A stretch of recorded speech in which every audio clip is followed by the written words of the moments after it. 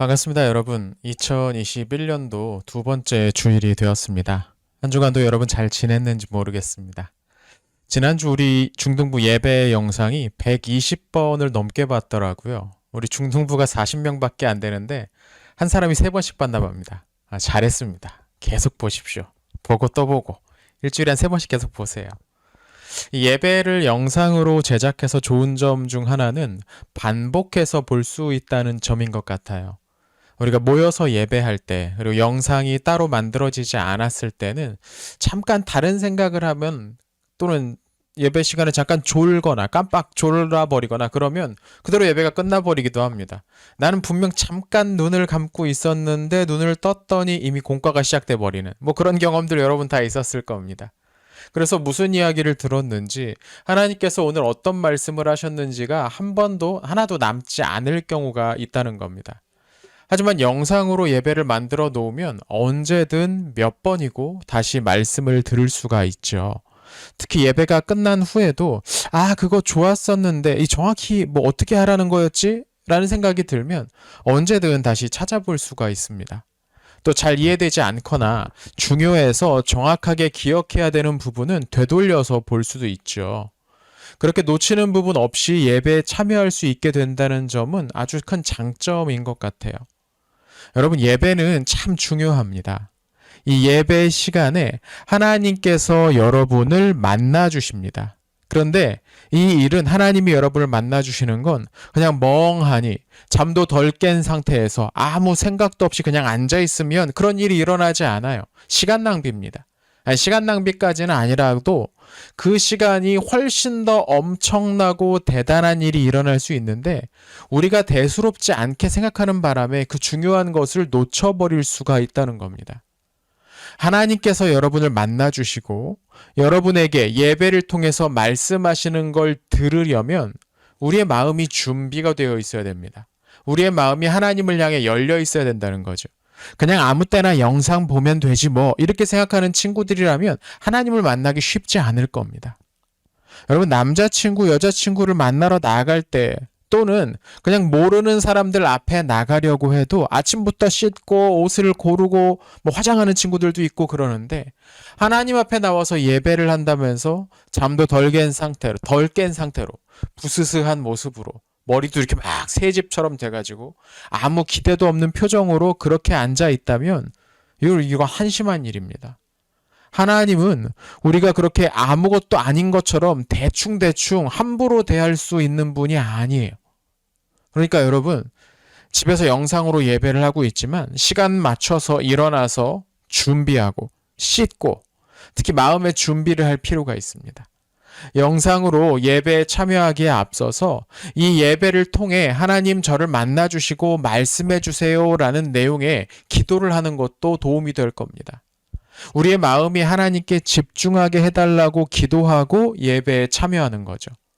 영상에 나오는 찬양을 그냥 보기만 하는 게 아니고, 우리 함소 선생님 나와서 이렇게 찬양 불러주잖아요. 함소 선생님 잘하네. 오늘 컨디션이 안 좋네. 평가하는 게 아니고 내 마음을 담아서 함께 노래하고, 기도 순서가 나올 때는 같이 나도 이 하나님 이 대표 기도하는 선생님 또는 우리 친구의 목소리에 따라서 저도 같이 기도합니다라는 마음으로 같이 기도하고, 또 성경을 같이 읽고, 그렇게 여러분 각자의 집에서 예배에 참여할 때 하나님을 만날 수 있습니다.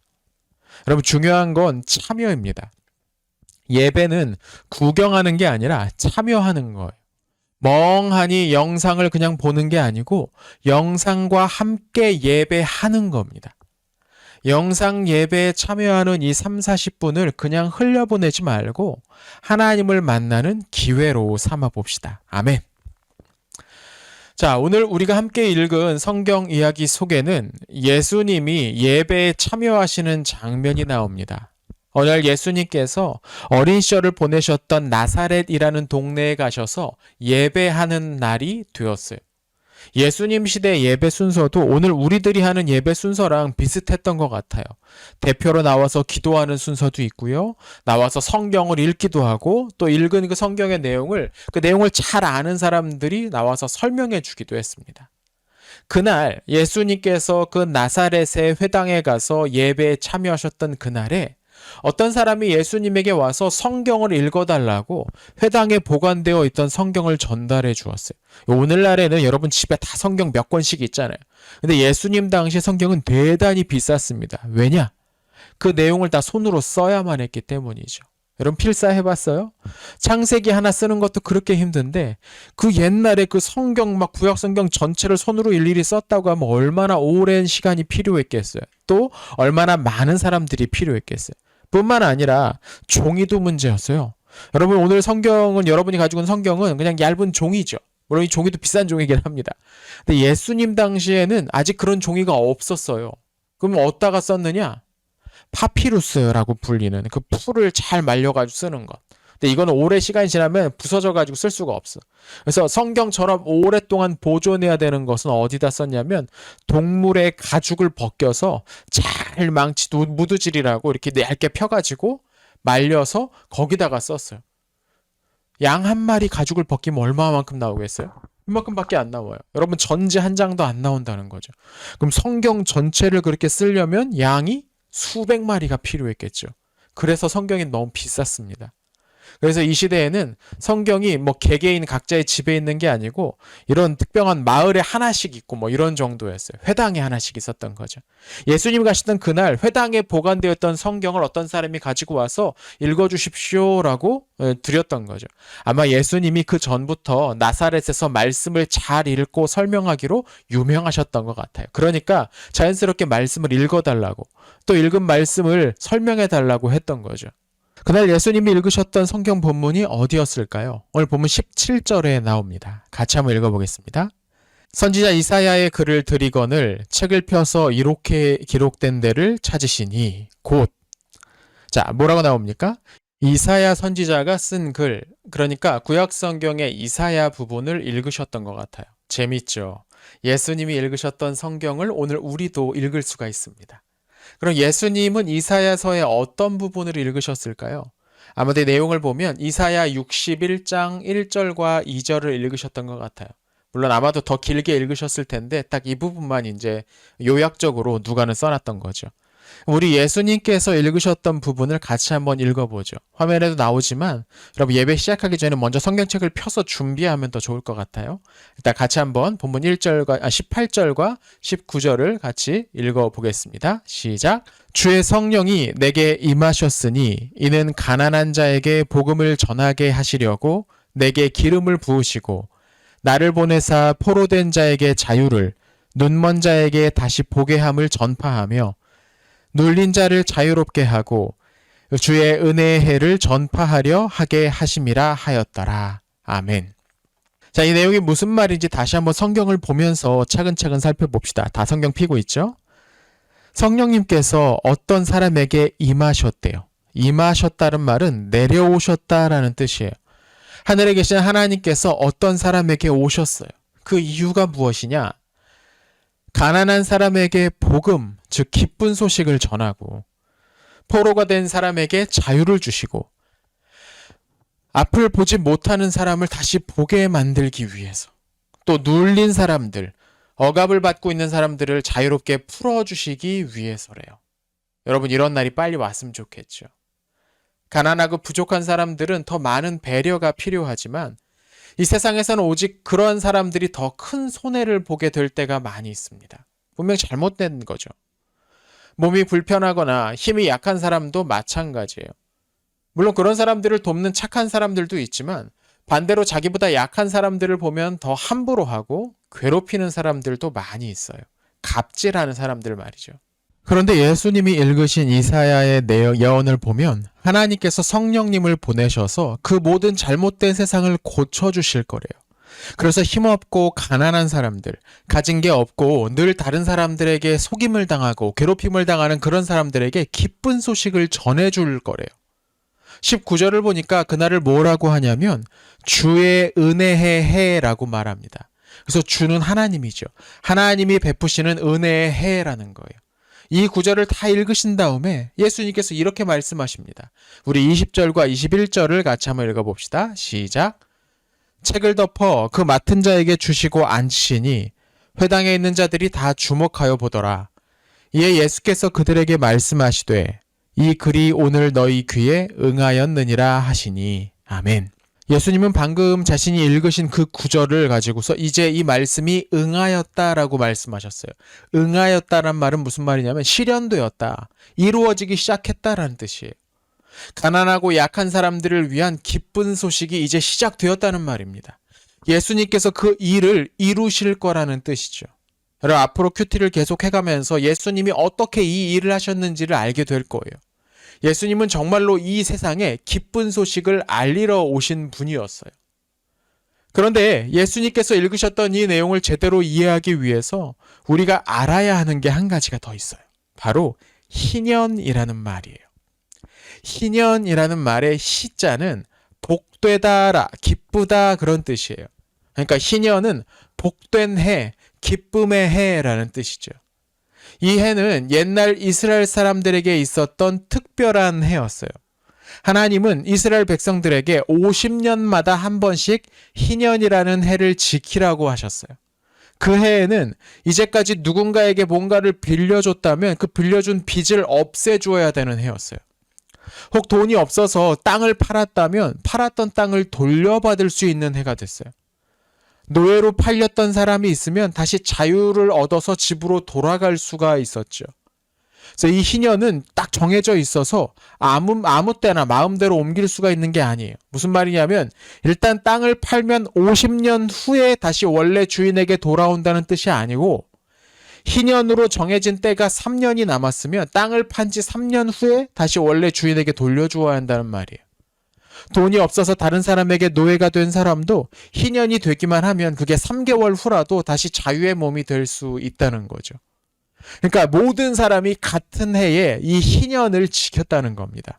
그래서 이 희년이 되면 정말로 말 그대로 온 사람들이 축제였을 거예요. 그 해가 되면 가난한 사람도, 힘없고 약한 사람도, 잘못된 판단과 선택으로 가진 것을 다 잃어버린 사람들도 새롭게 시작할 수가 있었으니까요. 희년이 되면 곳곳에서 기쁨 소리와 기쁜 웃음소리와 즐거운 대화가 넘쳐났을 겁니다.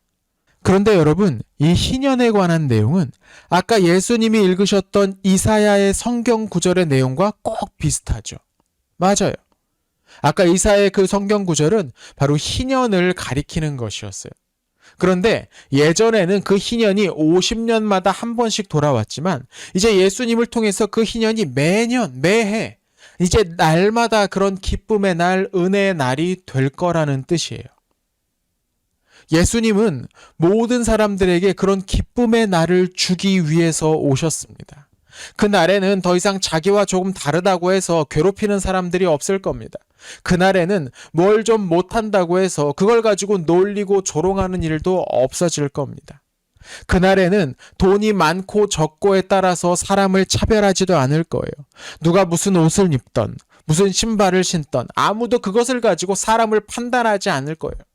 그날이 되면 더 많이 가진 사람은 더 적게 가진 사람들을 위해서 기쁘게 자신의 것을 양보하고 나눠줄 거예요.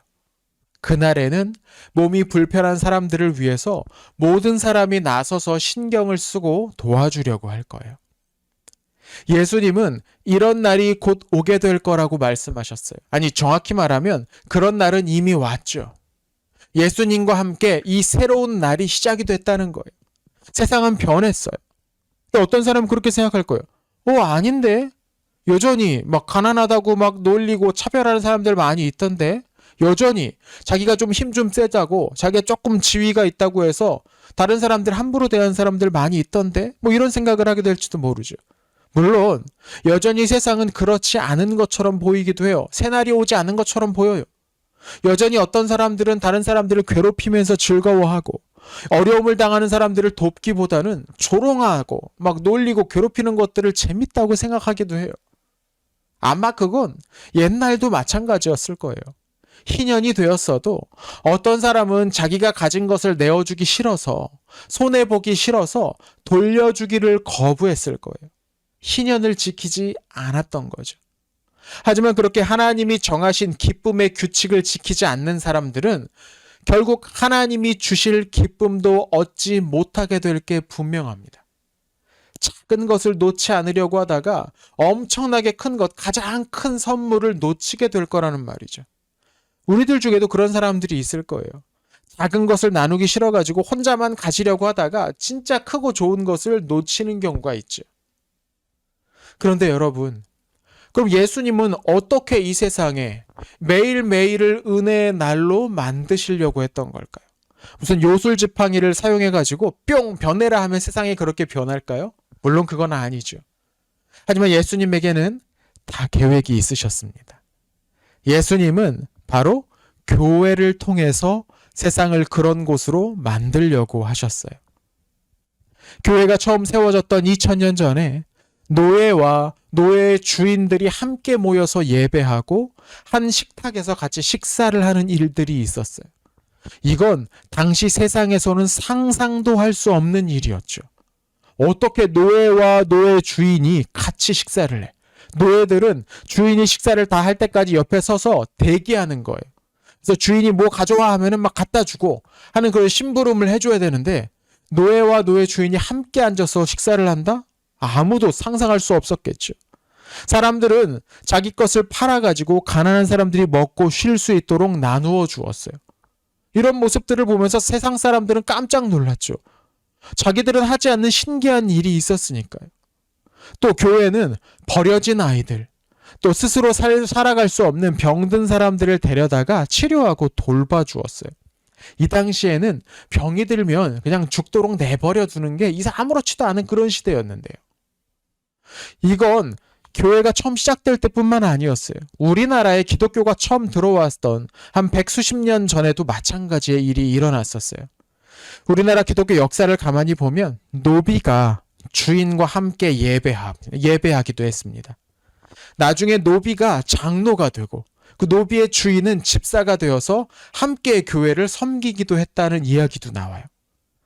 많은 교회들이 가난한 사람들을 돕기 위해서 자신이 가진 것을 헌금했어요. 병원을 세우고 학교를 세워서 다른 사람들을 도왔죠. 예수님이 읽으셨던 그리고 하나님이 희년을 통해 보여주셨던 그 새로운 세상이 교회를 통해서 우리나라에도 이루어졌던 거죠. 여러분, 그런데 잊지 말아야 될 게 하나가 있어요.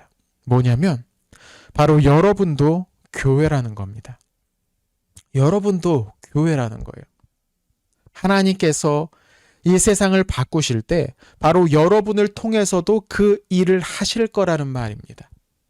제가 어떻게 세상을 바꿔요? 뭐 이렇게 생각할지도 모르겠어요. 하지만 우리가 교회의 일원이라면, 우리가 교회에 속해 있다면 우리도 충분히 그 일을 할 수가 있어요. 하나님이 할 수 있도록 지혜를 주시고 할 수 있도록 능력도 주시기 때문이죠. 목사님은 올 한 해 여러분이, 우리 중등부가 하나님의 이 계획에 동참했으면 좋겠어요.